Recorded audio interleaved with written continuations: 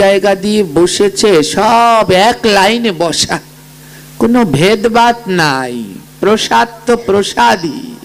প্রসাদ অপবিত্রকে পবিত্র করে, অপবিত্র কোনোদিন প্রসাদকে অপবিত্র করতে পারে না। তো তাই আমাদের সমাজে বৈষ্ণব সেবাগুলো যদি এমন হতো, এরকম সবাই এক লাইনে বসে প্রসাদ পেতাম, সবার মনে আর কোনো দ্বিধা দ্বন্দ্ব থাকতো না, তাহলে আমরা বোধহয় আরো একটু আগিয়ে যেতে পারতাম। আবার আমাদের মধ্যে আরেক দল আছে, ছুঁয়ো না ছুঁয়ো না ছুঁয়ো না। ওতে আরো ভক্তের মনের ভক্তি নষ্ট হয়ে যায়। কেউ আসতে চাচ্ছে ভক্তি পথে, সে হয়তো মাছ খাচ্ছে, আমি হয়তো প্রসাদ পাচ্ছি, সে আমার পাশে বসলো, ওই ছুঁয়ে দিল, সঙ্গে সঙ্গে দূর করছে। এগুলো ঠিক নয়। আমাদের এই সংকীর্তন জগতের যারা এই কীর্তন করেন, এই কীর্তন জগতের একজন বাংলাদেশে একজন নক্ষত্র ছিলেন আমাদের মাতাজি, যিনি কীর্তন করছে, ইনিও তার কাছ থেকে কীর্তন শিখছেন। মাতাজির নাম হলো কৃষ্ণ কীর্তন প্রভু। তো এই কৃষ্ণ কীর্তন প্রভু, ইনি যার কাছ থেকে মাতাজিও কীর্তন শিক্ষা গ্রহণ করেছে। আমি এনার জীবনে একটা সাক্ষাৎ ঘটনা দেখেছিলাম। ইনি এক জায়গায় একটা প্রোগ্রাম করতে এসেছিলেন, তো সেইখানে আমি তার প্রোগ্রাম শুনতে গিয়েছিলাম। তো দেখুন ভক্ত কি, আর যারা ভক্ত তারা কত বিনয়ী। ওনার মতো এমন সংকীর্তন বাংলাদেশে আর কয়জন হতে পারবে সন্দেহ আছে। ওরকম রেওয়াজি গলার কয়জন আর হবে সন্দেহ আছে। ওনার কীর্তন শুনে ওনার দীক্ষা নামই দিয়ে দিয়েছেন কৃষ্ণ কীর্তন। এত সুন্দর তিনি কীর্তন করতেন। তো ওনার দলে একজন বাঁশি বাজাতো, যিনি বাঁশি বাজাতো তিনি অন্য ধর্মের, ইসলাম ধর্মের ছিলেন। তো ওনার দলে ওই কয়েকজনকে নিয়ে যখন আসলেন, পটুয়াখালী জেলার একটা প্রোগ্রাম ছিল কোথাও, তো এক বাসায় আমাদেরকে প্রসাদ পেটে দিল। তো প্রসাদ পেটে যেই বাসায় দিয়েছে তারা সম্প্রদায়গতভাবে ছিল বণিক। বণিকরা একটু এমনিতেই ছুঁচে ছুঁচে হয়। তো যেই শুনেছে ওই লোকটা বাঁশি বাজায়, উনি অন্য ধর্মের, সাথে সাথে তারা বলছে আপনি বুঝি ঘরের ভিতরে ঢোকেন। প্রসাদ পেতে বসেছে, সবাই বসেছে, ওনারা কিন্তু একই সাথে এসেছিল। যেই প্রসাদ পেতে বসেছে, প্রভু ডেকেছে সবাই প্রসাদ পেতে এসে পড়ো, তো সবাই ঢুকেছে। কিন্তু এই গৃহস্থ বলছে, যেই শুনেছে অন্য ধর্মের, বলছে তুমি বুঝি ঘরের ভিতরে ঢোকো। লোকটা খুব কষ্ট পেয়েছে। আমি পাশে দাঁড়িয়ে দাঁড়িয়ে দেখছি কি হচ্ছে।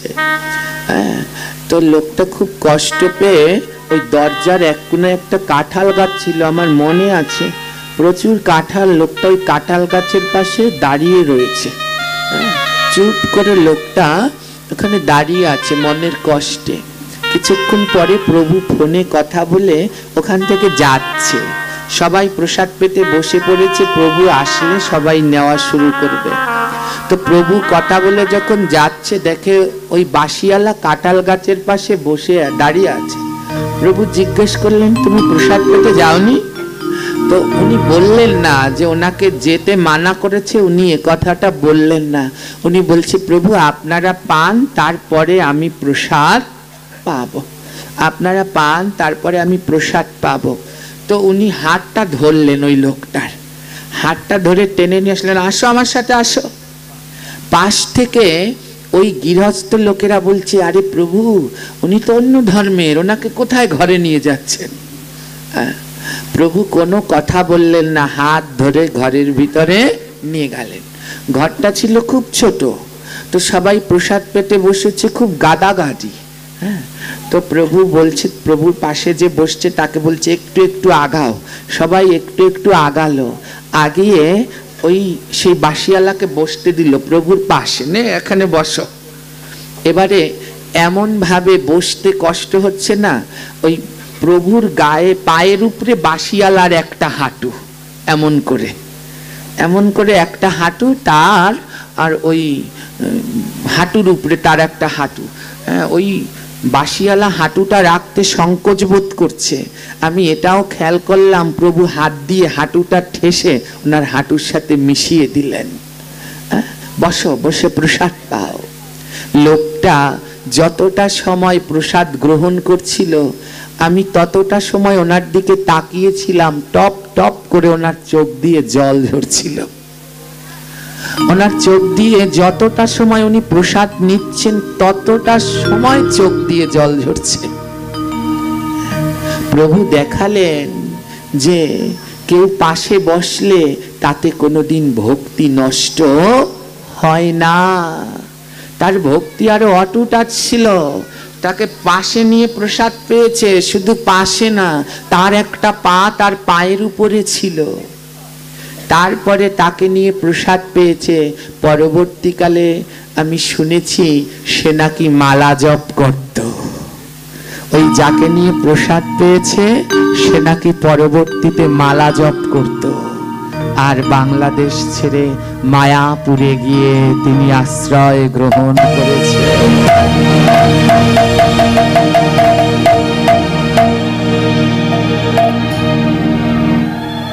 এই হলো শিক্ষা,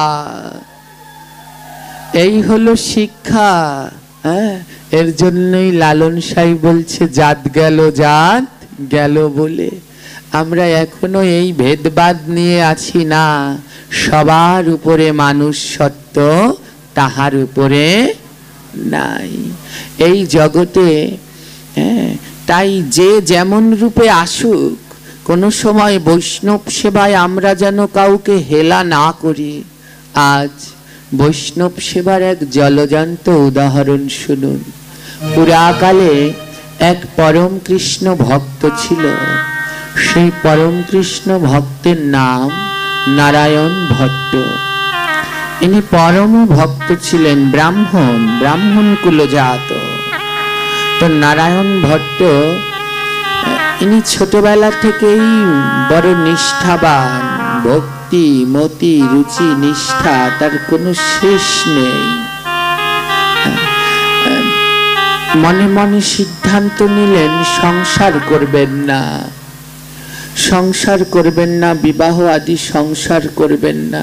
কিন্তু বাবা মা অনুরোধ করল, না তুমি সংসার ধর্ম পালন করো। বাবা মার অনুরোধে নারায়ণ ভট্ট সংসার জীবনে প্রবেশ করলেন। তার সহধর্মিনীর নাম সুনীতি। নামও সুনীতি, সুনীতি, যার নীতিগুলোই সৎ, সেই হলো সুনীতি। তো যেমন নারায়ণ ভট্ট কৃষ্ণ ভক্ত, তেমন তার সহধর্মিনীও হলো পরম কৃষ্ণ ভক্ত। শুনুন, স্বামী স্ত্রী দুইজন যদি একই নৌকার হয়, তাহলে নৌকা খুব সুন্দর চলে। দুইজন যদি ধর্মপথের পথিক হয়, তাহলে তারা ধর্মের দিকে আগায়। কিন্তু আর স্বামী আর স্ত্রী, একজন ধার্মিক আরেকজন ধর্মকে মানে না, তাহলে তাদের জীবনটা অনেক কঠিন হয়। বড় কঠিন হয়। আজ নারায়ণ ভট্ট যেমন পরম কৃষ্ণ ভক্ত, তার সহধর্মিনী সুনীতিও তেমন কৃষ্ণ ভক্ত। কিচ্ছু তারা ভগবান ছাড়া, কৃষ্ণ ছাড়া বোঝে না। একদিন তারা ভাগবত শুনতে গিয়েছে। ভাগবতে গিয়ে একটা লাইন শুনেছে। কি লাইন? ভাগবত পাঠক বলছে, বৈষ্ণব সেবা বিনা নিস্তার পাইছে কেবা। একটা লাইন শুনলো, বৈষ্ণব সেবা বিনা নিস্তার পাইছে কেবা। এই জগতে নিস্তার পেতে হলে, উদ্ধার হতে হলে পথ একটা, সেটা হলো বৈষ্ণব সেবা। সেটা হলো বৈষ্ণব সেবা। জানেন, মানুষের একটা কথায় জীবন পরিবর্তন হয়ে যায়। এমন হাজার উদাহরণ আছে, মাত্র একটা কথায় জীবন পরিবর্তন হয়ে যায়। তার জলজন্ত এক উদাহরণ লালাবাবু। লালাবাবু একদিন খাজনা নিতে যাচ্ছেন, আর রাস্তার পাশে ধোপার মেয়ে কাপড় ধোবে। আগের দিনে তো আর এই হুইল পাউডার সাবান ছোটা ছিল না, তখন কাপড় ধৌত করা হতো কলা গাছের পাতা পুড়িয়ে, বাসনের ভিতরে কলার পাতা পুড়িয়ে সেই ছাই দিয়ে জামা কাপড় পরিষ্কার করা হতো।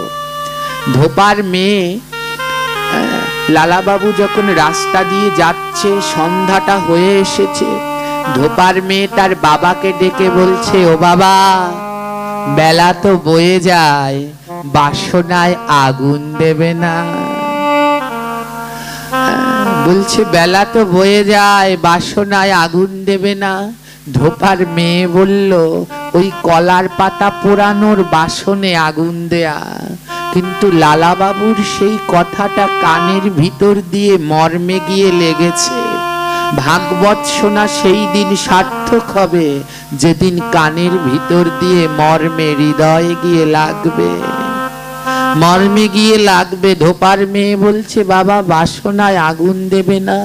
লালাবাবুর মর্মে গিয়ে কথাটা লেগেছে। লালাবাবু নিজের দিকে তাকিয়ে দেখে, হায় রে, আমার কালো চুলে কেমন পাক ধরেছে, টান টান চামড়াগুলো কেমন কুচকে যেতে শুরু হয়েছে, তার মানে আমারও তো বেলা শেষ হয়ে এসেছে। কিন্তু আমার বেলা শেষ হয়ে এসেছে, কিন্তু এখনো আমার বাসনায় আগুন দেয়া হলো না। এখনো আমি কাম ক্রোধ লোভ মোহ মত মাত্রে সদা সর্বদা বিরাজ করে রয়েছি।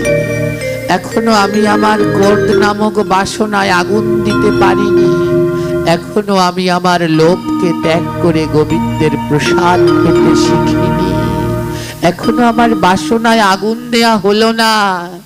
লালাবাবু বলে, আর না, অনেক তো অর্থ বৈভব নিয়ে থেকেছি, আজ থেকে গোবিন্দ তোমার পথে বেরিয়ে।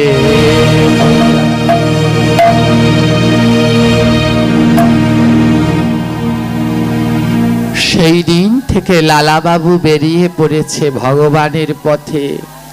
আজ তেমনি নারায়ণ ভট্ট আর তার সহধর্মিনী ভাগবতী গিয়েছে। নারায়ণ ভট্টের কর্ণে কথাটা গিয়েছে, বৈষ্ণব সেবা বিনা নিস্তার পাইছে কেবা। কথাটা শুনে না নারায়ণ ভট্টের মর্মে বড় লেগেছে। হায় হায় হায় হায়, বৈষ্ণব সেবা ছাড়া নিস্তার নেই। তার মানে আমার এতটা বয়স হয়ে গেল, এখনো তো আমার বৈষ্ণব সেবা দেয়া হলো না। এতটা বয়স হয়ে গেল, এখনো তো আমার বৈষ্ণব সেবা দেয়া হলো না। জানেন, এই আঙিনাগুলোতে আসলে আমার খুব আনন্দ লাগে। কেন জানেন? এই যে আমাদের এই ঘরের দাদা, এরা হয়তো সদাচারী ভগবানের প্রসাদ ভুজি না, কিন্তু বৈষ্ণবের উপরে তাদের এত নিষ্ঠা রুচি আছে। অনেক জায়গায় তো পাঠ কীর্তন করতে যায়, সব জায়গায় ভক্তদের এমন করে প্রসাদের ব্যবস্থা করে না। আজও আমাদের এই বাবাজি বলছে আজ একটু বেশি ভক্ত হতে পারে। আমাদের ঘরের দাদা বলছে যত ভক্ত হোক, শুধু একটু বলবেন। অনেকের অনেক টাকা আছে কিন্তু মন নেই। এমন করে 4 দিন ধরে ভাগবত দিয়ে ভক্তদের প্রসাদ পাওয়ানোর মন নেই। কাউকে ভগবান ধন দিয়েছে কিন্তু মন দেয়নি, আবার কারো মন আছে কিন্তু ধন নাই। আমাদের এই ঘরের দাদা বলে, দাদা, যদি আমার সামর্থ্য থাকতো তাহলে আমি 7 দিন ধরে এই ভাগবত পাঠের আয়োজন করতাম, যেন 7 দিন ধরে এই আঙিনা ভক্তের কৃপায় ধুলায় মুখরিত থাকে। আমি প্রভুর কাছে প্রার্থনা করি তার এই মনোবাসনা অচিরেই পূর্ণ হোক। আজ বৈষ্ণব সেবার থেকে শ্রেষ্ঠ সেবা কিছু জগতে হয় না গো। এই বৈষ্ণব সেবাই আসেন দেবাদিদেব মহাদেব, কাঙালের রূপ ধরে মহাপ্রভুর পার্ষদগণ। আজও এসেছে, কারণ নারদকে যে কথা দিয়েছে, যেখানে আমার ভক্তরা আমায় ডাকবে আমি সেখানে যাব। আজ প্রভু এসেছেন, জানি না কোন ভাগ্যবানের পাশে আমার গৌরাজ কোন রূপে বসে আছে। আজ বৈষ্ণব সেবা বিনা নিস্তার পাইছে কেবা, এই কথাটা শুনে নারায়ণ ভট্ট বাড়িতে এসে কাঁদছে। স্ত্রী সুনীতি জিজ্ঞেস করছে, স্বামী কাঁদছো কেন? বলে, দেখো পাঠক একটা কথা বলল, বৈষ্ণব সেবা ছাড়া নাকি নিস্তার নাই। তাহলে ওগো, আমার তো বৈষ্ণব সেবা দেওয়া হয়নি, আমার 40 বছর বয়স হয়ে গেছে, এখন অবধি আমি একজন বৈষ্ণব সেবা করাইনি, এখন অবধি আমি একজন ভক্ত সেবা করাইনি। সহধর্মিনী সুনীতি স্বামীকে সাহস দিচ্ছে। সহধর্মিনী কথাটা কেন বলছি জানেন তো? যে স্বামীকে ধর্মের পথে সহায়তা করে তাকে বলে, স্বামীকে ধর্মের পথে সহায়তা করছে সুনীতি।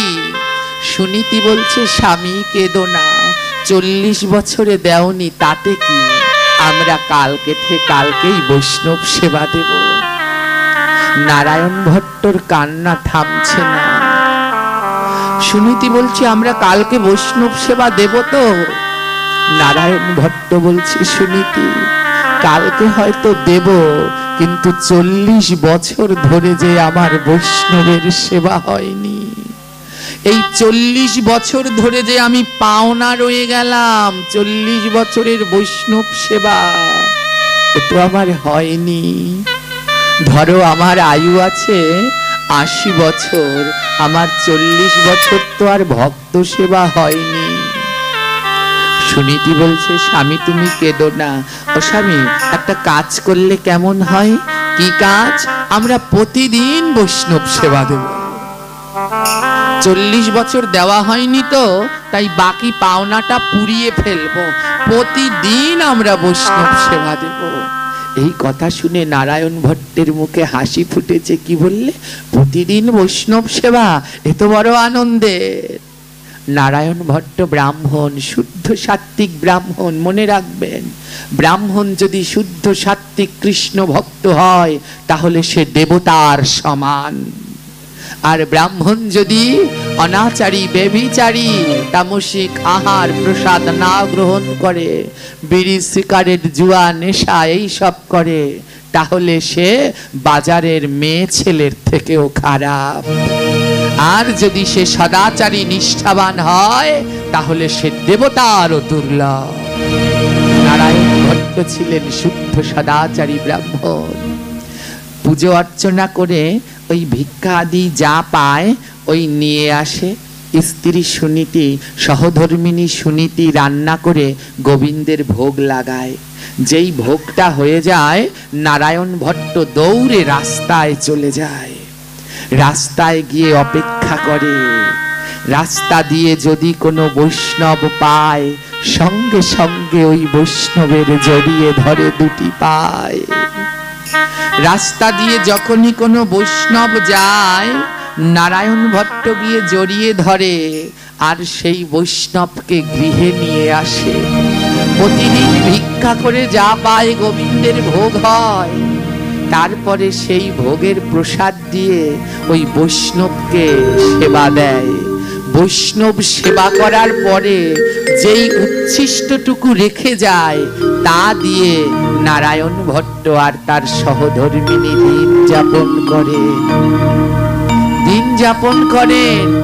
এটা হলো কৃষ্ণের সংসার, একে বলে কৃষ্ণের সংসার। আজ যা ভিক্ষায় পায়, রান্নাটা হয়ে গেলেই নারায়ণ ভট্ট রাস্তায় গিয়ে দাঁড়ায়, আর রাস্তায় যখনই কোনো ভক্তকে দেখে যার ললাট মাঝে ঊর্ধ্বপুণ্ড তিলক আঁকা, কণ্ঠে তুলসীর মালা, হাতে জপের থলি, মুখে কৃষ্ণ কৃষ্ণ নাম। নারায়ণ ভট্ট দিয়ে তার চরণ তলে পড়ে ওই নারায়ণ ভট্ট বৈষ্ণবের কাছে প্রার্থনা করে বলে, এইবার আমায় কৃপা করো, এইবার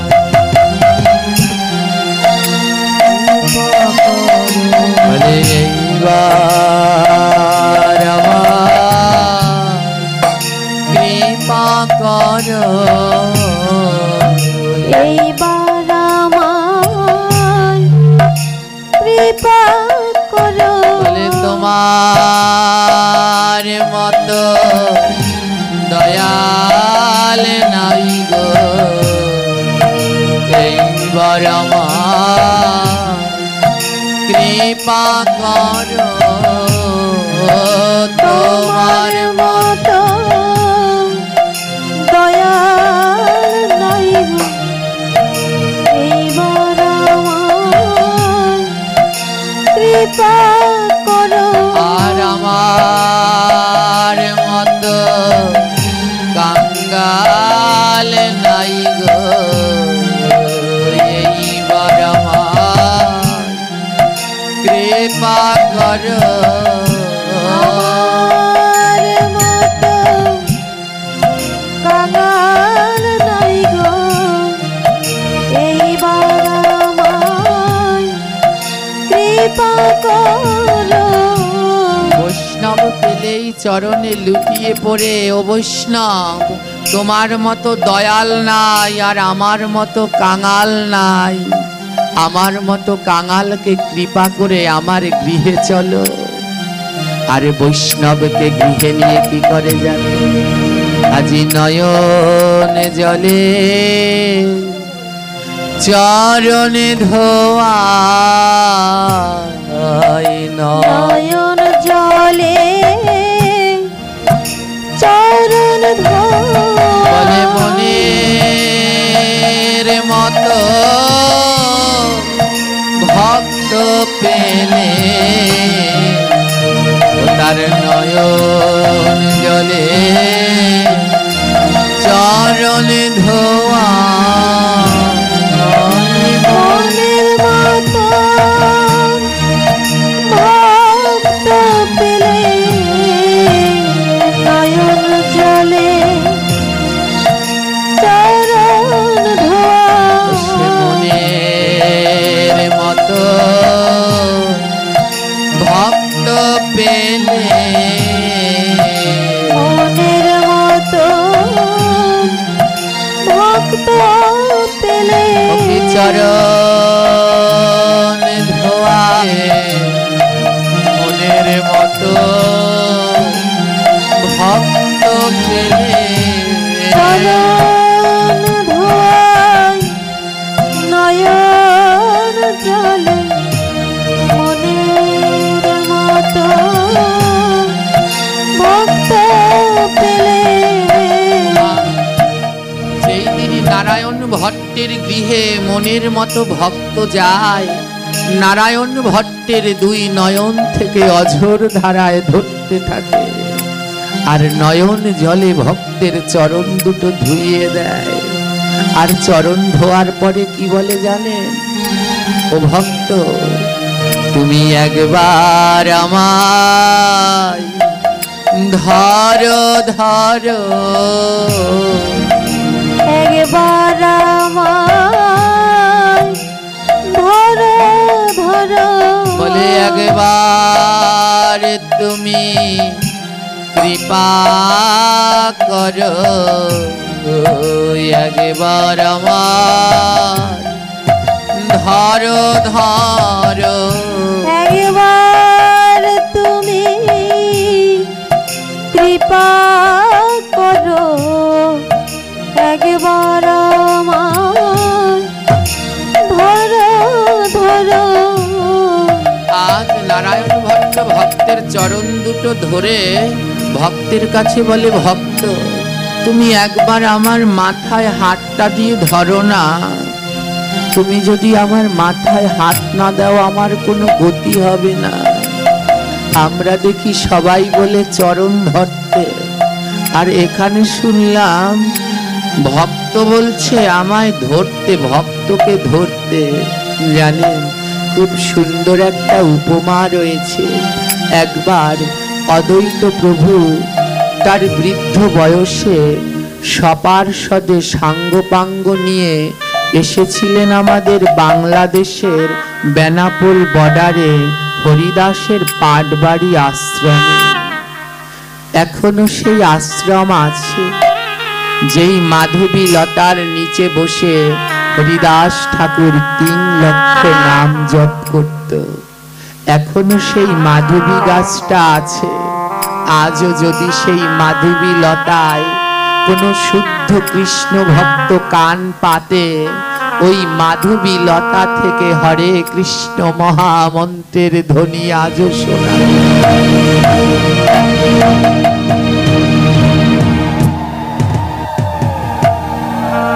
আজও সেই মাধবী লতার ভিতরে কৃষ্ণ নাম ধ্বনিত হয়। অদ্বৈত প্রভু সপার্ষদে দর্শন করতে এসেছিলেন হরিদাসের ভজন স্থলী। ভক্তরা সবাই মিলে হরিদাসের ভজন স্থলীতে নিত্য কীর্তন করছে, বাহু তুলে নিত্য কীর্তন করছে। এই জগতে আমার গৌরাঙ্গ মহাপ্রভুর মতো এত সুন্দর নাটুয়া, এর জন্য তাকে বলে নাটুয়া গৌর, নিত্যে পারদর্শী। তো আমাদের গৌরের মতো আর তো কেউ নৃত্য করতে পারে না। আজ সবাই নৃত্য করছে। অদ্বৈত প্রভু সবার নৃত্য দেখে সবাই আছে, শুধু মহাপ্রভু ওখানে ছিল না। অদ্বৈত প্রভু মনে মনে বলছে, আহা, এখানে যদি গৌর আসতো কি না ভালো হতো। সবাই তো খাটো, গৌর মহাপ্রভু লম্বা, বলে সবার মাঝখানে যদি আমার গৌরাঙ্গ নৃত্য করত কি শোভা পেত। অদ্বৈত প্রভুর বৃদ্ধ বয়স, একটা তমাল গাছের শুকনো লাঠি ছিল তার হাতে, বুড়ো বয়সে লাঠি নিয়ে হাতে, একটা লাঠি ভর দিয়ে দিয়ে অতি কষ্টে নবদ্বীপ থেকে এসেছে এই বেনাপোল পাটবাড়িতে। লাঠিটা হাতে নিয়ে এক কোনায় দাঁড়িয়ে চোখ বন্ধ করে অদ্বৈত প্রভু মনে মনে ভাবছে, এখানে যদি আমার গৌর থাকতো তাহলে আনন্দের বন্যায় ভেসে যেত।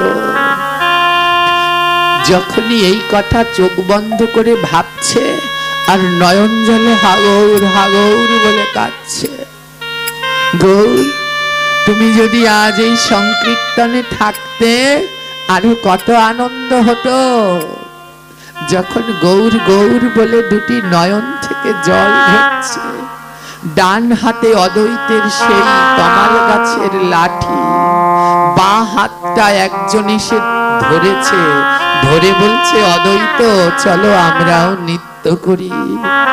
অদ্বৈত নয়ন দুটি খুলে দেখে সাক্ষাৎ চৈতন্য মহাপ্রভু দাঁড়িয়ে।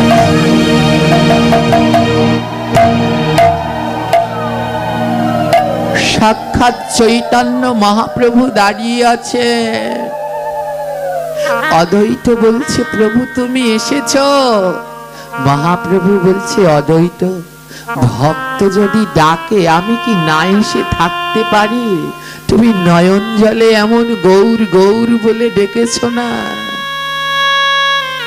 আমি ওই গঙ্গার জলে নদীতে আসিনি গো, তোমার নয়ন জলে ভক্তিতে ভেসে চলে এসেছি।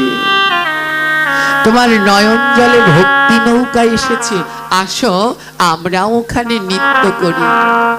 মহাপ্রভুর সাথে অদ্বৈত নৃত্য শুরু করলে। বৃদ্ধ অদ্বৈত সে কি লাফিয়ে ঝাঁপিয়ে নৃত্য করছে। একটু পরে মহাপ্রভু বললেন, অদ্বৈত একটা প্রশ্ন করব। বলে, কি প্রশ্ন প্রভু?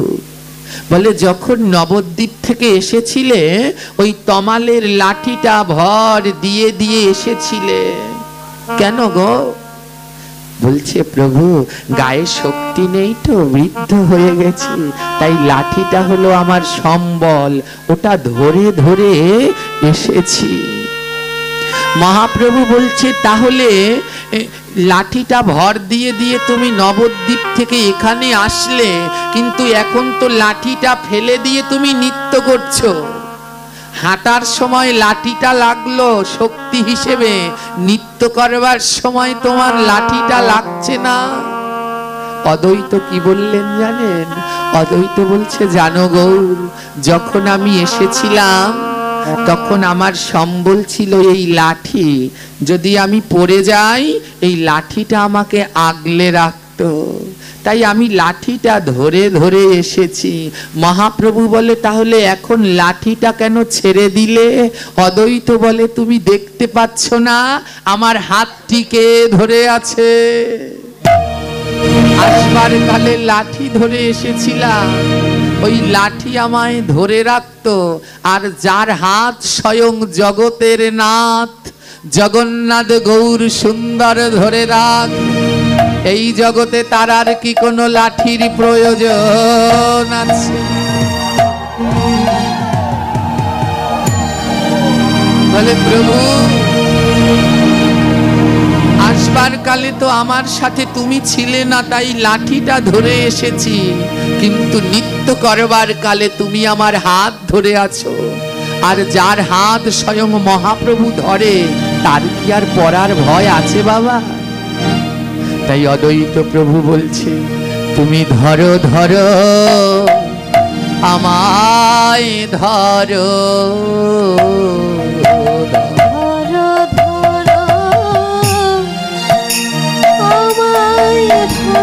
প্রভু কোনদিন যেন নাহি ছাড়ো, ধরো ধরো আমায় ধরো, কোনদিন যেন নাহি ছাড়ো, ধরো ধরো আমায় ধরো। অদ্বৈত প্রভু বলছে ও তুমি আমায় ধরো না, এমন ভাবে ধরবে আর কোনোদিন যেন না ছাড়ো। অদ্বৈতর ভক্তি দেখে মহাপ্রভু কি করলেন জানেন? আজ বুকের মাঝে যা রায়া ধরেল, বুকের মাঝে যা রায়া ধরেল, আজ বুকের মাঝে যা রায়া ধরেল, বুকের মাঝে যা রায়া ধরেল। এমন ভাবে ধরো আর কোনোদিন ছাড়বে না। সেই শুকনো তমাল গাছের লাঠিটা অদ্বৈত প্রভু পাটবাড়ি আশ্রমে পুঁতে দিয়েছিলেন জগৎ জীবকে সাক্ষী দেওয়ার জন্য।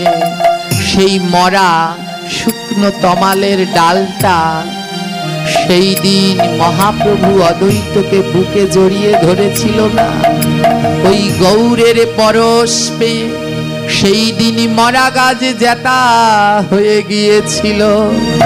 আজও সেই গাছ 550 বছর ধরে মহাপ্রভুর প্রেমের সাক্ষী বহন।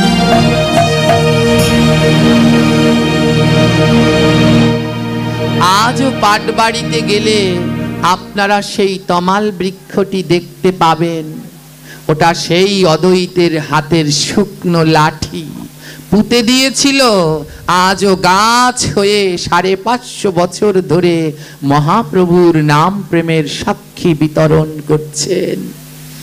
আজ নারায়ণ ভট্ট ভক্ত পেলে তাদেরকে এমনি করে এনে বাড়িতে আগে বৈষ্ণব সেবা দেয়, তারপরে ভক্তের উচ্ছিষ্ট দিয়ে তারা জীবন কাটায়। প্রতিদিন বৈষ্ণব সেবা, একদিনও বন্ধ নাই। ওমা, কেউ যদি প্রতিদিন বৈষ্ণব সেবা দেয় তাহলে তো রাজার গোলাও ধ্বংস হয়ে যায়। দিন দিন বৈষ্ণব সেবা দিতে দিতে নারায়ণ ভট্টের দারিদ্রতা দেখা দিয়েছে, প্রচুর দারিদ্রতা দেখা দিয়েছে। একদিন বৈষ্ণব সেবা দিবে, ঘরে অর্থ নেই। নারায়ণ ভট্টের সহধর্মিনী সুনীতি গর্ভবতী, গর্ভে তার সন্তান, ঘরে অর্থ নেই। নারায়ণ ভট্ট বলে, সুনীতি আজ বোধহয় বৈষ্ণব সেবা হবে না। সুনীতি বলে, চিন্তা করো না স্বামী, গায়ের অলংকার খুলে দিয়ে দিয়েছে, নাও এগুলো বিক্রি করো। বৈষ্ণব সেবা বন্ধ করা, গায়ের অলংকারে বিক্রি করে বৈষ্ণব সেবা দিতে লাগলো। অনেক দিন কেটে গেছে, অর্থ শেষ। নারায়ণ ভট্ট বলে, এখন কি করে বৈষ্ণব সেবা দেব? চিন্তা করো না, ঘরের তামা কাঁসা পিতল সব দিয়ে দিয়েছে, নাও এগুলো বিক্রি করে বৈষ্ণব সেবা হবে। আমরা মাটির পাত্রে রান্না করব, কলা পাতায় প্রসাদ পাবো, কিন্তু বৈষ্ণব সেবা থেকে বঞ্চিত হব না। বৈষ্ণব সেবা চলছে।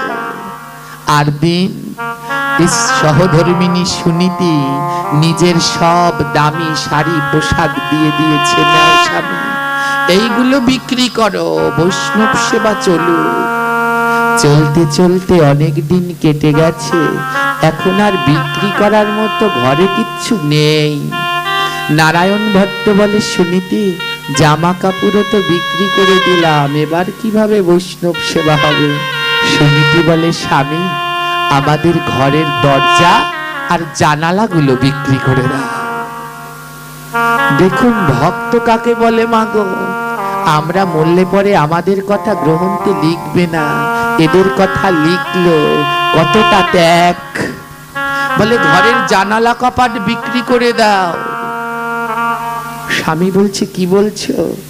সুনীতি বলে, ও স্বামী জানলা কপাট তো তাদের লাগে যাদের ঘরে চোর ঢোকার ভয় আছে, আমাদের ঘরে তো চোর ঢোকার ভয় নেই, আমাদের ঘরে তো কোনো ধন সম্পদ নেই, তাই তুমি জানলা কপাট বিক্রি করে দাও, ও দিয়ে বৈষ্ণব সেবা হোক। জানলা কপাট বিক্রি করে দিয়েছে, তাই দিয়ে বৈষ্ণব সেবা হচ্ছে। ভগবান নারায়ণ ভট্টের ভক্তি দেখে কাঁদছে, আহা কেমন ভক্ত, ঘরের জানলা কপাটও বিক্রি করে দেয় বৈষ্ণব সেবার জন্য।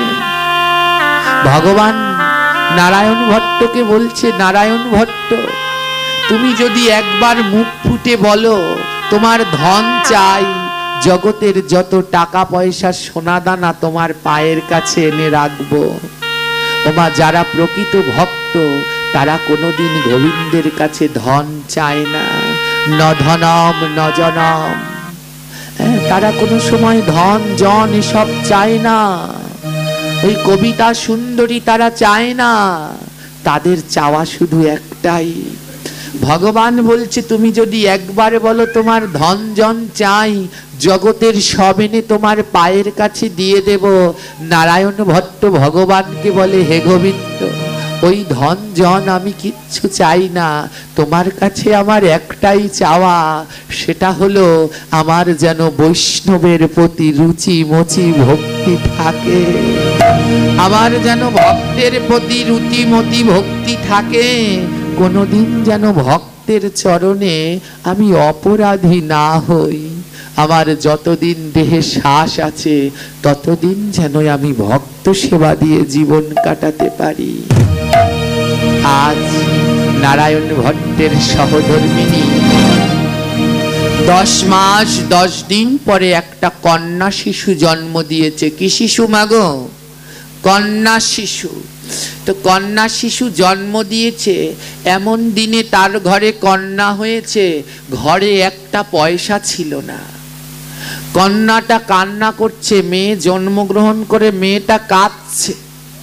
ধাইমা গিয়ে নারায়ণ ভট্টকে বলছে, নারায়ণ এই মেয়ে জন্মেছে, এর কান্না থামছে না, এর মুখে একটু মধু দিতে হবে, মধু দিলে যদি কান্নাটা থামে, একটু মধুর ব্যবস্থা কর।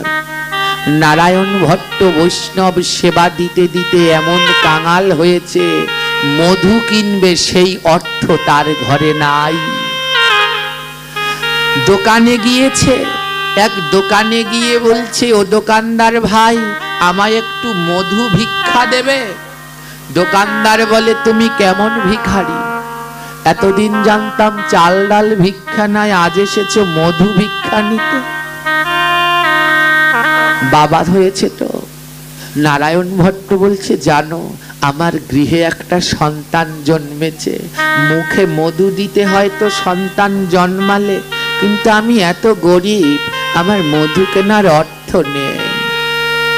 দোকানদার তিরস্কার করে বলছে, যদি মধু কেনার অর্থ না থাকে তাহলে সন্তান জন্ম দিলে কেন?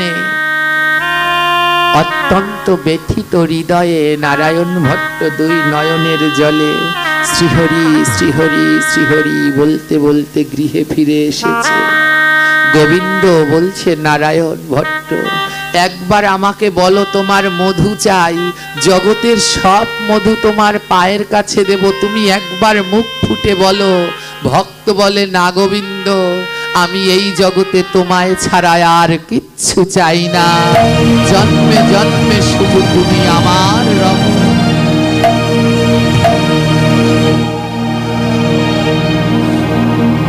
স্ত্রী সুনীতি বলছে, স্বামী মধু পেয়েছ? নারায়ণ ভট্ট জবাব দিতে পারছে না। ভগবানের কাছে বলছে, প্রভু, এই জগতে আমি বড় কাঙাল পিতা, যে সন্তান হয়েছে কিন্তু একটু মধু দিতে পারেনি। আজ ভক্তের ভক্তি দেখে গোবিন্দ আমার ভোলানাথকে স্মরণ করলেন। হে ভোলানাথ, তুমি আমার পরম ভক্ত নারায়ণ ভট্টের গৃহে যাও, আর গিয়ে নারায়ণ ভট্টের ভুল ভাঙাও। নারায়ণ ভট্ট কাঁদছে। ভোলানাথ আরেকজন ব্রাহ্মণের বৈষ্ণব ব্রাহ্মণের রূপ ধারণ করে নারায়ণ ভট্টের গৃহে এসে দাঁড়িয়েছে। ব্রাহ্মণের রূপ ধারণ করে ভোলানাথ নারায়ণ ভট্টের দরজায় এসে বলছে, রাধে রাধে রাধে রাধে। শুনে নারায়ণ ভট্ট দৌড়ে ঘর থেকে বেরিয়েছে। কে কে? আমার গৃহে বৈষ্ণব এসেছে, আবার বৈষ্ণব সেবা দেব। ওদিকে ঘরে একটা পয়সা নাই মধু কেনার। রাধে রাধে শুনে মন আনন্দে লাফিয়ে উঠেছে, বৈষ্ণব এসেছে, বৈষ্ণব সেবা দেব।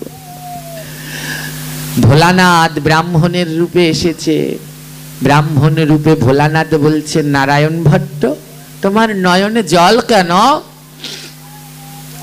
নারায়ণ ভট্ট বলছে, জানো ও ব্রাহ্মণ, আজ আমার গৃহে প্রথম আমার সন্তান জন্মগ্রহণ করেছে, কিন্তু তার মুখে একটু মধু দেব সেই সামর্থ্য আমার নেই। ভোলানাথ বলে, কি বললে? কোথায় মধু দেবে? নারায়ণ ভট্ট বলল, মুখে মধু দেব। ভোলানাথ বলছে, তুমি একটু ভুল বলেছ। বলে, কি ভুল বলেছি? বলে, শোনো, গৃহে যদি সন্তান জন্মগ্রহণ করে তবে মুখে মধু দিতে নেই। নারায়ণ ভট্ট বলে, তাহলে কোথায় মধু দিতে হয়? আমাদের শাস্ত্রে বলছে সন্তান জন্মগ্রহণ করলে মধু দিতে হয়, কিন্তু মুখে না। বলে, কোথায়? বলে, দোকানে দোকানে দোকানে দোকানে দোকানে দোকানে দোকানে দোকানে দোকানে দোকানে দোকানে দোকানে দোকানে দোকানে দোকানে। শোনো, গৃহে যদি সন্তান জন্মায় তাহলে মধু দিতে হয়, মুখে না। কোথায়? দোকানে, মানে দুই কানে। তবে শোনো, ওই বাজারে যে কিনতে মধু পাওয়া যায় না, ডাবল হানি, মৌমাছির চাকের মধু, ওই মধু যেন আবার বাচ্চার কানে দিয়ে দিও না, তাহলে কিন্তু বাচ্চার বাজবে না।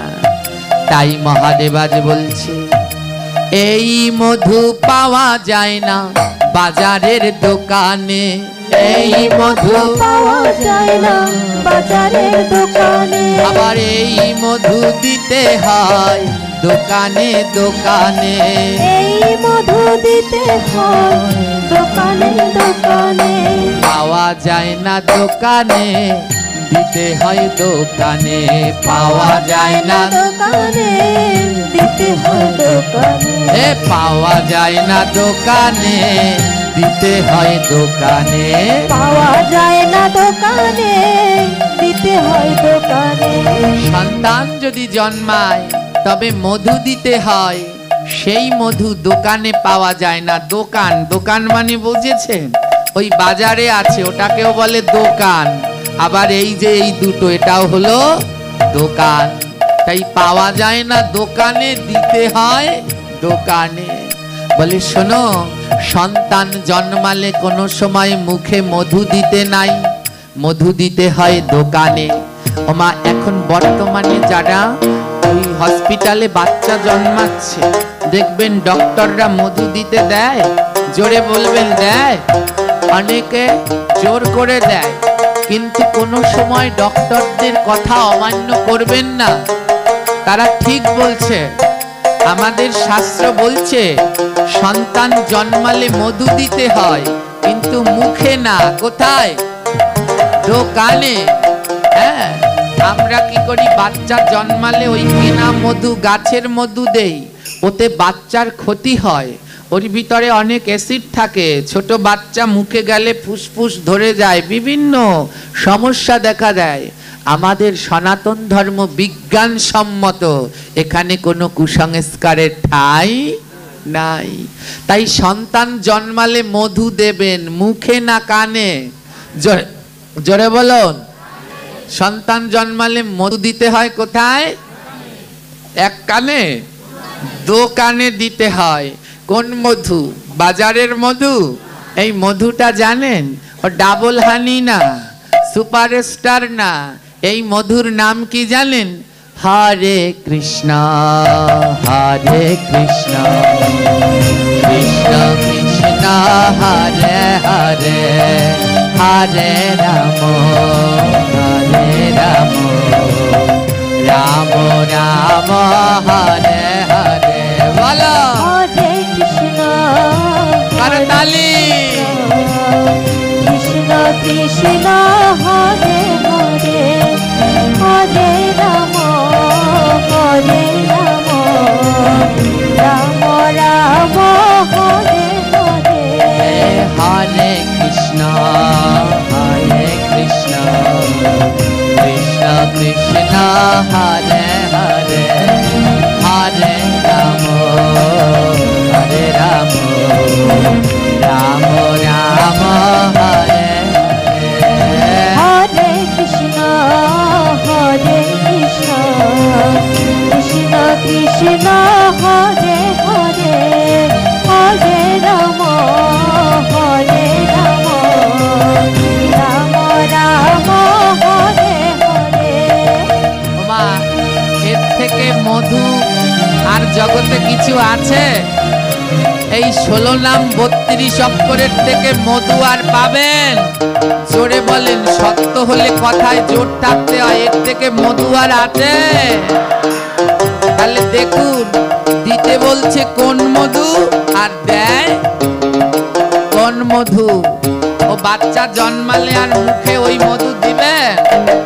বাড়ির আশেপাশে যারা বয়স্ক আছে, গুরুজন আছে, সন্তান জন্মালে তাদের ডাকবেন, আসো তোমরা একটু আমার সন্তানের কানে একটু কৃষ্ণ নাম বলে দাও। ওই মধু। আজ এই কথা শুনে নারায়ণ ভট্ট আনন্দে নাচছে। আহা, সত্যি তো, কৃষ্ণ নামের থেকে বড় মধু জগতে আর নাই। নারায়ণ ভট্ট বলে, ও বৈষ্ণব, তুমি যখন এসে পড়েছ, তুমি আমার সন্তানের কানে মধু দিয়ে দাও। আজ দেবাদিদেব মহাদেব নারায়ণ ভট্টের সন্তানের কানে কৃষ্ণ নাম দিল। হরে কৃষ্ণ, হরে কৃষ্ণ। সবাই হরে রাম, প্রেমানন্দে রাম রাম হরে হরে। গৌর হরি বল। আরো জোরে মায়ের, আরো জোরে।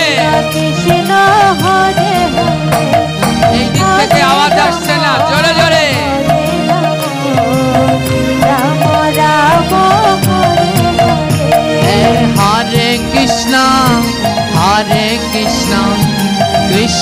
কৃষ্ণ হরে হরে হরে রাম রাম রাম হরে হরে হরে কৃষ্ণ হরে কৃষ্ণ কৃষ্ণ কৃষ্ণ হরে হরে হরে রাম রাম রাম হরে হরে হরে কৃষ্ণ কৃষ্ণ কৃষ্ণ হরে হরে হরে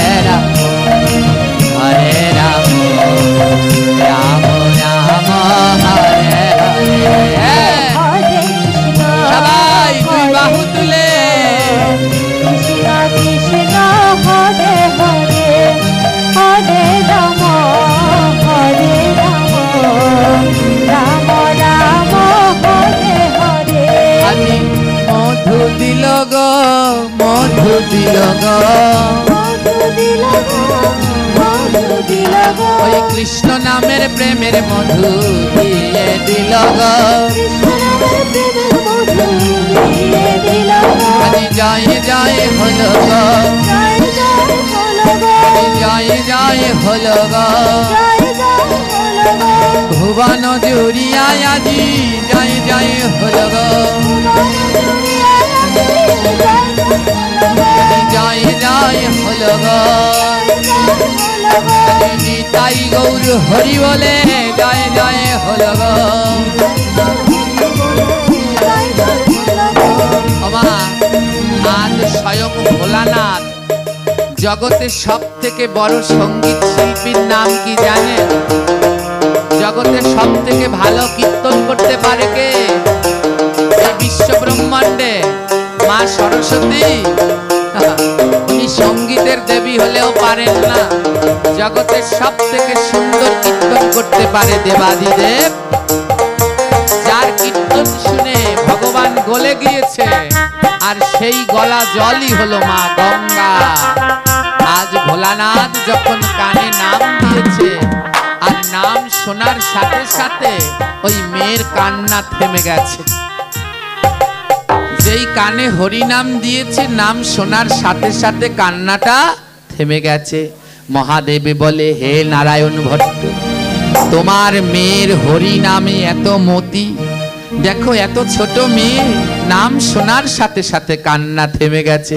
তাই মহাদেব বলছে, হরি নামে যার মতি, নাম তার হরিমতি। হরি নামে যার মতি, নাম তার হরিমতি। হরি নামে যার মতি, নাম তার হরিমতি। হরি নামে যার মতি, নাম তার হরিমতি। এবার নাম রাখিল নাম রাখিল হরিমতি কন্যা, নাম রাখিল হরিমতি কন্যার নাম রাখিল। আমার ভোলানাথ দেখো, নাম রাখিল ভোলানাথ দেখো, নাম রাখিল হরিমতি কন্যার নাম রাখিল। হরিমতি কন্যার নাম রাখিল। মেয়েটার নাম রাখলো কি মায়েরা? কেন রাখলো? এই ছোট্ট বয়সে হরি নামেই কান্না থেমে গেছে। যার হরিতে মতি, তার নামই হয় জয়নিতা। কিন্তু ভোলানাথ আজ তার নাম রেখেছে, ভোলানাথ বিদায় নিয়েছে, কিন্তু হরিমতির বড় দুঃখের জীবন। যখন হরিমতির বয়স 9 দিন, কয়দিন? 9 দিনের দিন হরিমতির মা মারা গেল। বড় দুঃখের জীবন। 9 দিনের দিন ছোট্ট শিশু হরিমতি তার মা সুনীতি দেহত্যাগ করলেন। বাবা নারায়ণ ভট্ট, তার মাথায় নেমে আসলো বড় এক ঘূর্ণিপাত। একে তার পরম শুদ্ধ ভক্তিমতী সহধর্মিনীকে হারানো, দ্বিতীয় 9 দিনের কন্যা শিশুকে কি করে সে পালন করবে। সবাই বলছে, নারায়ণ ভট্ট আবার একটা বিবাহ করো। নারায়ণ ভট্ট বলছে, আর না, আরো সংসারে আমি প্রবেশ করব না, আমি আমার কন্যাকে নিজের মতো করেই পালন করব। নারায়ণ ভট্ট নিজেই ছোটবেলা থেকে কন্যাকে মা এবং পিতা দুই শিক্ষা দিতে লাগলো। দেখতে দেখতে কন্যার বয়স 7 বছর হলো। অপূর্ব সুন্দরী কন্যা হরিমতি, যেমন সে দেখতে সুন্দর, তেমন তার বিদ্যা বুদ্ধি নিখুঁত জ্ঞান। আজ থেকে 100 বছর পূর্বে যাদের ঘরে 7 বছরের মেয়ে থাকতো তাদের মাথায় অনেক চিন্তা, কারণ তখনকার সময় মেয়েদের বিয়ে হতো 7 বছর 8 বছর বয়সে। তখনকার সময় 7-8 বছর বয়স মানে অনেক বেশি। বাবা নারায়ণ ভট্টের রাতে ঘুম আসে না যে আমার এই এত সুন্দর মেয়ে আমি কার কাছে বিয়ে দেব, কোন পাত্রের হাতে দেব। বয়স কিন্তু 7 বছর, এখনো মেয়ে কিচ্ছু বোঝে না। কিন্তু তখনকার সময়ে খুব অল্প বয়সে বিবাহ হতো। নারায়ণ ভট্ট মেয়ের জন্য, সুনীতির জন্য চারদিকে পাত্রের সন্ধান করতে লাগলো। দেখতে দেখতে খুব সুন্দর একটা পাত্র পাওয়া গেল। অপূর্ব সুন্দর, ছেলেটাও সুন্দর, সব ঘর বর সব ভালো। ধুমধাম করে, বয়স কত হরিমতির মায়েরা? 7 বছর। খুব ধুমধাম করে বিয়ে হলো 7 বছরের মেয়ে। বিয়ের পরে নতুন বর জামাই বরণ করে ঘরে নিয়ে যায় না, বরণ করে ঘরে নিয়ে এক জায়গায় বসানো হলো। দুধ চিনি যখন মুখে দিতে যাচ্ছে, নতুন বর যখন মুখে ওই দুধ চিনি মুখে দিতে যাচ্ছে, সঙ্গে সঙ্গে বরের নাক মুখ থেকে রক্ত বের হতে শুরু করলো। আর রক্ত বের হয়ে বর নিচে পড়ে গেল। কিছু সময় ছটপট করতে করতে ওখানেই সুনীতির বর দেহ ত্যাগ করল। কেমন দুঃখ দেখেছেন? হরিমতি, শ্রী বিষ্ণু হরিমতির বর ওখানে দেহ ত্যাগ করল। 9 দিনের দিন মাকে হারালো, বিয়ে করে ঘরে যেতে পারেনি, তার মধ্যেই স্বামীকে হারালো। কিছুক্ষণ আগে সিটিতে সিঁদুর পড়েছে, এবার গ্রামের সব পাড়া প্রতিবেশীরা এসে হরিমতির লাল বেনারসি খুলে সাদা থান কাপড় পরাচ্ছে, শাঁকা পলা ভেঙে দিচ্ছে, মাথার সিঁদুর উঠিয়ে দিচ্ছে। হরিমতি বলছে, তোমরা আমার সিটির সিঁদুর কেন উঠাচ্ছ? গ্রামবাসীরা বলে, তুই একটা অলক্ষী, পোড়া কপালি, বিয়ে হয়ে ঘরে আসতে পারিনি না, তার মধ্যে স্বামীকে খেলি। সবাই মিলে হরিমতিকে বিধবার বেশে সাজিয়ে দিল। কাঙালিনী হরিমতি বিয়ের কিছুই বোঝে না। যাওয়ার কথা ছিল পালকিতে করে, কিন্তু তার বর 4 দোলায় করে হরিবোল হরিবোল বলে সবাই শ্মশানে নিয়ে যাচ্ছে। আর তার জীবনে সংসার করা হলো না। গ্রামবাসী যে যা পারে সবাই মিলে হরিমতিকে কথা শোনায়, তুই অলক্ষী মেয়ে, তুই কুলক্ষণা, তুই রাক্ষসী ডাইনি, জন্মে মাকে খেলি, বিয়ের সাথে স্বামী মরল। যে যা পারে গ্রামের কথা তো 2-4 কথা শুনিয়ে দিচ্ছে। হরিমতি গিয়ে বাবার কাছে দাঁড়িয়েছে। জানেন, এই জগতে কোনো বাবা মার সম্মুখে যদি তার মেয়ে বিধবার বেশে গিয়ে দাঁড়ায়, তাহলে সেই বাবা মার যে কি যন্ত্রণা সেই বাবা মা বুঝতে পারে। বাবার হৃদয়টা ফেটে যাচ্ছে, বাবার হৃদয়টা ফেটে যাচ্ছে। হরিমতি বলছে, বাবা তুমি কাঁদছো কেন? বাবা নারায়ণ ভট্ট বলে, মারে, আমি তোকে জীবনে কিচ্ছু দিতে পারলাম না। হরিমতি বলছে, বাবা আমার কিচ্ছু চাই না, তুমি আমায় আশীর্বাদ করো, আমি যেন ভগবান শ্রীহরি এবং পিতা মাতার সেবা করে আমার বাকি জীবন কাটিয়ে দিতে পারি। তুমি আমার পিতা, আমি যেন এই পিতার সেবা করে আমার বাকি জীবনটা কাটিয়ে দিতে পারি, গোবিন্দের সেবা করে বাকি জীবনটা কাটিয়ে দিতে পারি। হরিমতির এই নিষ্ঠা ভক্তি দেখে পিতা নারায়ণ ভট্ট বড় অবাক। হরিমতির ভক্তি দিন দিন বেড়েই চলেছে। দেখতে দেখতে হরিমতির বয়স 14 বছর হয়েছে। 14 বছরের বিধবা হরিমতি অপরূপ সুন্দর। নারায়ণ ভট্ট বড় চিন্তিত, বয়স হয়ে গেছে। নারায়ণ ভট্ট মনে মনে সারাদিন ভাবে, আমি যদি মরে যাই আমার এই বিধবা মেয়েকে কে দেখবে? এত সুন্দরী, এত অপরূপ আমার এই কন্যা, একে কে দেখবে? একদিন নারায়ণ ভট্ট জীবনে কোনো দিন ভগবানের কাছে কিচ্ছু চায়নি। তার ঘরে ছিল শ্রীহরি বিগ্রহ। নারায়ণ ভট্ট একদিন শ্রীহরির অর্চন করছে। শ্রীহরির চরণে যখন তুলসী পাতা দিচ্ছে, ওই নয়ন থেকে জল ঝরছে, তুলসী পাতায় গিয়ে পড়ছে। যখন ভগবানের চরণে তুলসী পাতাটা দিচ্ছে, জীবনে কোনোদিন কিচ্ছু চাইনি, আজ মনের অজান্তে তুলসী পাতাটা দিতে দিতে ভগবানের কাছে বলছে, হে প্রভু, আমার মেয়ের যদি একটা সন্তান থাকতো। দেখুন, জীবনে কিন্তু কিচ্ছু চাইনি, আজ অজান্তে চেয়ে ফেললো, বলছে প্রভু আমার মেয়ের যদি একটা সন্তান থাকতো। এই বলে যেই না ভগবানের চরণে তুলসী দিয়েছে, সঙ্গে সঙ্গে বিগ্রহ থেকে আওয়াজ বেরোচ্ছে, তথাস্তু। নারায়ণ ভট্ট তাকিয়ে দেখছে বিগ্রহ থেকে দিব্য জ্যোতি। শ্রী বিগ্রহ নারায়ণ ভট্টকে বলছে, নারায়ণ ভট্ট, তুমি কোনোদিন আমার কাছে কিচ্ছু চাওনি, আজ প্রথমবার চাইলে তোমার কন্যার সন্তান হবে। নারায়ণ ভট্টের আনন্দ ধরে না। ও প্রভু, আজ আমার কি আনন্দ, এবার আমি মরলেও শান্তি, আমার কন্যার সন্তান হবে। কিন্তু সেই আনন্দটা ছিল 2-3 মিনিটের জন্যে। 2-3 মিনিট পর নারায়ণ ভট্টের মাথায় ঢুকলো তার কন্যা বিধবা, আর বিধবা কন্যার যদি সন্তান হয়, সমাজে যে মুখ দেখানো। নারায়ণ ভট্ট ভগবানের কাছে বলল, প্রভু, এ আমি তোমার কাছে কি চেয়ে ফেললাম? আবেগে, তাই আমরা মাঝে মাঝে আবেগে ভগবানের কাছে কত কিছু চাই।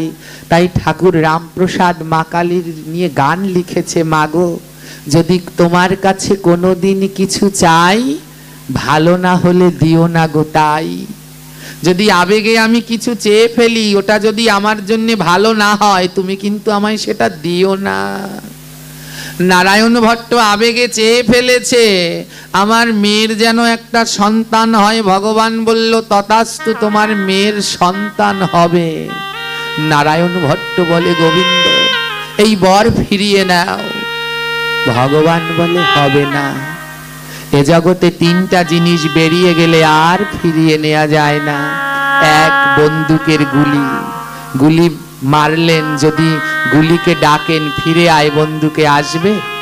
2 নম্বরে গাভীর দুধ, ওলান থেকে বের করে যদি দুধকে বলেন ওলানে ফিরে যাবে? আর 3 নম্বরে মানুষের মুখের কথা, একবার বেরিয়ে গেলে আর ভিতরে আনা। নারায়ণ ভট্ট বলল, গোবিন্দ কথা ফিরিয়ে নাও। গোবিন্দ বলল, হবে না, তোমার মেয়ের সন্তান হবে। নারায়ণ ভট্ট বলল, প্রভু, এই আমি এ দৃশ্য আমি দেখতে পারবো না। আমার মেয়েটা জনম দুঃখী, জন্মে মায়ের স্নেহ পায়নি, বিয়ের দিন বিধবা হয়েছে। এবার যদি বিধবা বয়সে সন্তান হয়, ওকে সমাজের লোক মন্দ বলবে, ও আমি দেখতে পারবো না। ও গোবিন্দ, তুমি তো আমায় একটা বর দিলে, আরেকটা বর দেবে?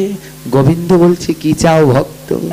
নারায়ণ ভট্ট বলে, প্রভু, আমার ওই মেয়ের সন্তান হলে লোকে ওর নিন্দা করবে, ও আমি দেখতে পারবো না। তার থেকে তুমি এই মুহূর্তে আমার মৃত্যু দিয়ে দাও। ভগবান বলল, বেশ, তাই হোক। সঙ্গে সঙ্গে নারায়ণ ভট্ট মৃত্যুর কোলে ঢলে পড়ল।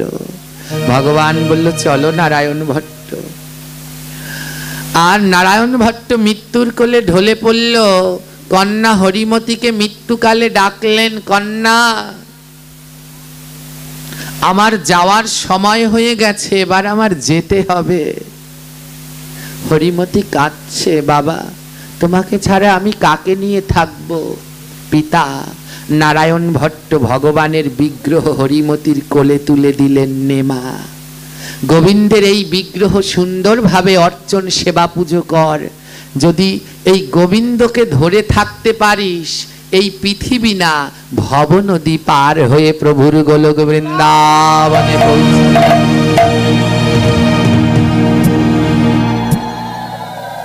তোর কাউকে ধরা লাগবে না, তুই শুধু আমার গোবিন্দকে ধরে থাকিস। বিগ্রহটা কোলে দিয়ে কন্যার মেয়ের কাছে বললেন, শোন মা, তোর গর্ভে যে সন্তান হবে, ওই সন্তান যেন বৈষ্ণবের সেবায় লাগে। আমি তো পারলাম না, কিন্তু তোর গর্ভে যে সন্তান হয় ও যেন বৈষ্ণবের সেবায় লাগে। এই বলে নারায়ণ ভট্ট দেহ ত্যাগ করলেন। আর ওই ভগবানের বিগ্রহ থেকে এক দিব্য জ্যোতি আলো হরিমতির গর্ভে প্রবেশ করলো। আমা, ভগবানের একটা অংশ কার গর্ভে প্রবেশ করলো? হরিমতির গর্ভে প্রবেশ করলো। কেউ তো দেখতে পেল না। বাবাকে নিয়ে গ্রামবাসীরা সবাই সৎকার করলেন। হরিমতির দুঃখের জীবন দুঃখেরই রয়ে গেল, সুখ আর তার পাওয়া হলো না। বেশ কিছুদিন পরে গ্রামবাসীরা লক্ষ্য করল হরিমতি গর্ভবতী। গ্রামের সব গণ্যমান্য মানুষ নিয়ে সালিশি ডাকা হলো। বল, তোর এই গর্ভে এই পাপের সন্তান কার? হরিমতি বলছে, বিশ্বাস করো, আমি কোনো পাপ কাজ করিনি। আমার গর্ভে এই সন্তান কার আমি জানি না। ওমা, ওই সন্তান কার অংশ? ভগবানের অংশ, ভগবানের দিব্য অংশ হরিমতির গর্ভে লালিত হচ্ছে। পাড়া প্রতিবেশীরা বলছে, তুই পাপ করেছিস হরিমতি, বিধবা হয়ে কারো সন্তান ধারণ করেছিস, তাই আমরা গ্রামবাসীরা সবাই মিলে তোকে এক ঘরে করে দিলাম। সবাই মিলে গ্রামবাসীরা হরিমতিকে এক ঘরে করে দিল। এক ঘরে বোঝেন, যার ঘরে কেউ। হরিমতি কোনো বাজারে কোনো সদাই কিনতে গেলে কেউ তার কাছে বিক্রি করে না। হরিমতির দুঃখের কপাল আর শেষ হলো না। কি করে জীবন ধারণ করবে? রাস্তার পাশে কচু শাক এগুলো এনে সিদ্ধ করে গোবিন্দকে ভোগ দেয়। ওই শাক আর কচু সিদ্ধ করে জীবন কাটায়। কত কষ্ট। হরিমতি বলে, হে গোবিন্দ, তুমি যতই চেষ্টা করো না কেন, আমি তোমায় ছাড়বো না। তুমি আমায় যতই কষ্ট দাও না কেন, আমি তোমার ভজন ছাড়বো না প্রভু। ওই শাক কচু লতা পাতা সেদ্ধ করে গোবিন্দকে ভোগ দেয়। তারপরে সেই প্রসাদ দিয়ে হরিমতি জীবন ধারণ করে। কারো কাছে যায় না, কেউ দেয় না, তাই কারো কাছে যায় না। আর ওই শাক পাতা সিদ্ধ করে খেয়ে জীবন ধারণ করে, আর সারাদিন প্রভুর নাম জপ করে। হরিমতির ভক্তি দিন দিন বাড়ছে। 10 মাস 10 দিন পরে হরিমতি একটা পুত্র সন্তান জন্ম দিল। কি সন্তান? পুত্র সন্তান। হরিমতি কেউ আসে না তার কাছে। হরিমতি নিজেই নিজের সন্তানের নাম রাখলো। পুত্র সন্তানটির নাম রাখলো হরিমতি হরিদাস। কি নাম রাখলো? হরিমতির সন্তান নাম রাখলো হরিদাস। এবং ছেলেকে বলছে, বাবা তুই হরিরই দাস হবি, অন্য কারো দাস বিনা। মা আর ছেলে শাক সিদ্ধ করে কচু লতা পাতা সিদ্ধ করে তারপরে সেবা করে দিন কাটায়, আর বাকি সময় নাম জপ করে কাটায়। একদিন ছেলে জিজ্ঞেস করছে, মা আমরা কেন অন্য খাবার খাই না? মা বলছে, বাবা এ হলো গোবিন্দের কৃপা। অন্য খাবার খেতে গেলে, রান্না করতে গেলে অনেক সময় নষ্ট। ওই সময়ে আমরা দুজনে মিলে হরিনাম করব। কোন শিক্ষা! সন্তানটি হরিদাসের বয়স এখন 7 বছর হলো। কত বছর? 7 বছর ধরে হরিমতি এক ঘরে, তার ঘরে কেউ যায় না, এক ঘরে করে রেখেছে তাকে গ্রামবাসীরা। 7 বছর ধরে হরিমতি প্রতিদিন হরি নাম করে আর কাঁদে, প্রতিদিন হরি নাম করে আর কাঁদে। একদিন রাধারানী জিজ্ঞেস করছে গোবিন্দকে, গোবিন্দ এই হরিমতি তো তোমার পরম ভক্ত, দেখো ওর জীবনে কত কষ্ট, জন্ম থেকে ওর জীবনটা কষ্টের। ও প্রভু, সারাদিন মার ছেলে শাক সিদ্ধ করে খেয়ে তারপরে জীবন ধারণ করে 7 বছর ধরে কাঁদছে, তুমি তুমি ওদের ডাকে কেন সাড়া দাও না? হ্যাঁ ও প্রভু, ওরা ওরা কাঁদলে তোমার তাতে কি হয়? সারা দিন মা ছেলে দেখো কেমন করে তোমায় ডেকে ডেকে কাঁদছে, তুমি তুমি কি চাও ভগবান? তুমি কি ওদের কাছে ধরা দেবে না? রাধারানী তো করুণাময়, ভগবানকে বলছে তুমি কি ওদের কাছে ধরা দেবে না? কখন ধরা দেবে বলো না, বলো না। ভগবান কৃষ্ণ বলে, জানো রাধে, ওদেরকে কাঁদতে দাও, ওদেরকে কাঁদতে দাও, নয়নের জল না হলে যে গোবিন্দ পাওয়া যায় না। ও রাধে, আমি তো সবার কাছে ধরা দেই না। ভগবান বলে কার, রাধারানী বলে কার কাছে ধরা দাও? আমার গোবিন্দ বলে কার কাছে ধরা দেই জানো? যার নয়নে কৃষ্ণ নামের ধারা, নয়নে কৃষ্ণ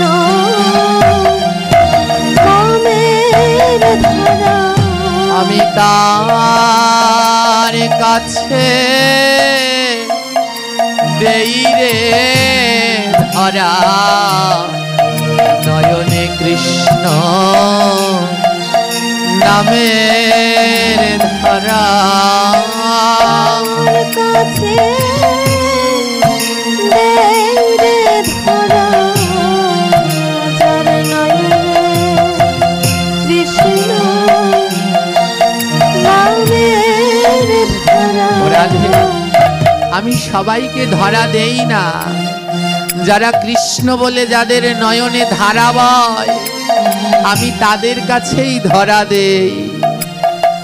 রাধারানী বলে, গোবিন্দ তোমার কি ভক্তের কষ্ট দেখতে ভালো লাগে? কৃষ্ণ বলে, না, আমি ভক্তের কাদা ভালোবাসি, ভক্তের কাদা ভালোবাসি। বলে ভক্ত কাঁদলে তবে আসি, ভক্তের কাদা ভালোবাসি। কাঁদলে তবে আসি, আমি ভক্তের কাদা ভালোবাসি। রাধারানী বলছে, কৃষ্ণ তুমি এত কঠিন, তুমি ভক্তের কাদা ভালোবাসো, ভক্ত কাঁদলে আসো, এই তুমি? কৃষ্ণ বলছে, রাধে আমি ভক্তের কাদা ভালোবাসি, এই নয়নের জল এটাকেও বলে কাদা, আবার ধুলা যখন ভিজে ভিজে যায় সেটাকেও বলে কাদা। গোবিন্দ বলে, রাধা আমি ভক্তের এই নয়নের জলের কাদা না, যখন ভক্তের নয়নের জলে ধুলা কাদা হয় আমি সেই কাদা ভালোবাসি। সেই কাদা ভালোবাসি। আমি ভক্তের কাদা অঙ্গে মাখি, ভক্তের কাদা অঙ্গে মাখি। বলে ভক্ত কাঁদলে হই গো খুশি, আমি ভক্তের কাদা অঙ্গে মাখি। ভক্ত কাঁদিলে হই গো খুশি, ভক্তের কাদায় আমি অঙ্গে মাখি। রাধারানী বলে, গোবিন্দ ওই দুঃখিনী হরিমতিকে আর কাঁদিও না প্রভু, এবার ওদেরকে একটু কৃপা করো। ভগবান বলে, বেশ রাধে, আজ আমি ওদেরকে কৃপা করব, তাই তুমি একটু আমায় সাজিয়ে দাও রাধে, আজ আমি ওদেরকে কৃপা করবার জন্য যাব। রাধারানী বলে, কৃষ্ণ সাজিয়ে দেব, বলো কোন বেশে তোমায় সাজাই? আজকে কি তোমায় রাখাল বেশে সাজাবো? যখন গরু চড়াতে যায় তখন রাখাল বেশে সাজে, যখন নৌকা বিলাস করে তখন নাবিক সাজে, যখন কুরুক্ষেত্রে যুদ্ধ করে তখন যোদ্ধা সাজে, যখন রাসলীলা করে তখন ভগবান রসিক সাজে, যখন মাখন চুরি করে তখন চোর সাজে। রাধারানী বলে, আজ তোমায় কোন সাজে সাজাবো প্রাণনাথ? গোবিন্দ বলছে, রাধে আজ আমায় রাজাও নয় রাখালও নয়, আজ আমায় কি বেশে সাজাবে জানো? আমায় কাঙালে করে সাজায় দাও না, কাঙাল করে সাজায় দাও না, আমায় কাঙাল বেশে সাজায় দাও না, কাঙাল বেশে সাজায় দাও না। রাধারানী বলে, কাঙাল তো অনেক প্রকার হয়, কেউ ধনের কাঙাল, কেউ রূপের কাঙাল, কেউ গর্বের বিদ্যার, কোন কাঙাল হবে? আমার গোবিন্দ বলছে, আমাকে কোন কাঙাল সাজাবে জানো? আমায় ভক্তের কাঙাল করে দাও না, ভক্তের কাঙাল করে দাও না। আমি যাব ভক্ত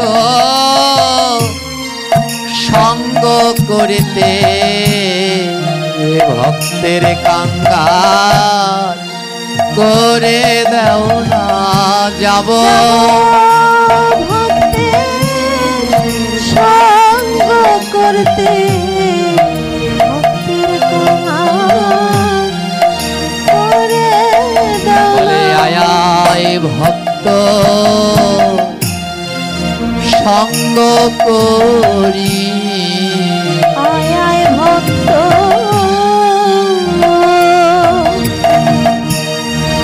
সঙ্গ করি। আমি ভক্তের অঙ্গে দিয়ায় অঙ্গ করব মধু, ভক্ত সঙ্গ। ভক্তের অঙ্গে দিয়া অঙ্গ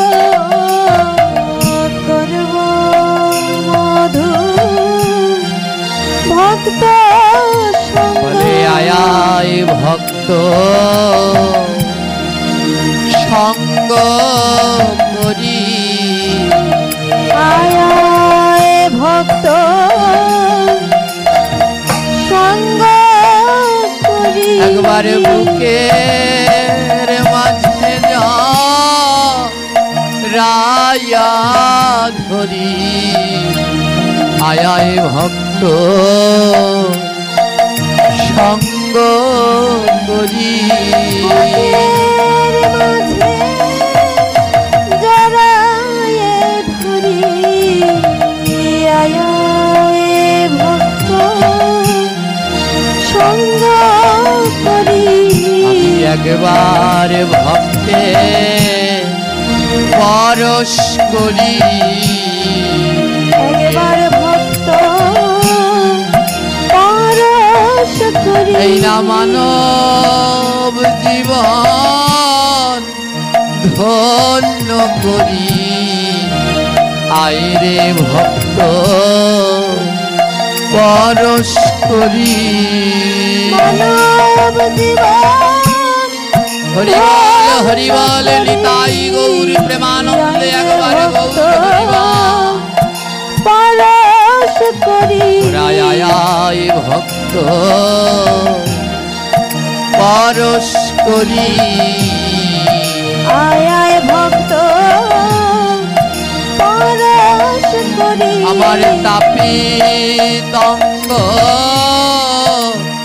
শীতল করি আয় রে ভক্ত পরশ করি তাপিতঙ্গ শীতল করি আয় ভক্ত পরশ করি আমি আর তো জ্বালা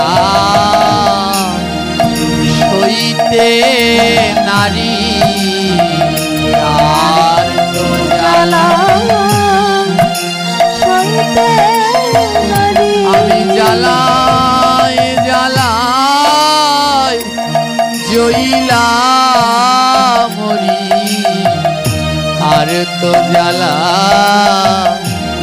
সইতে নারী জ্বালায় জ্বালায় জ্বলে মরি আর তো জ্বালা সইতে নারী আমার বুকের মাঝে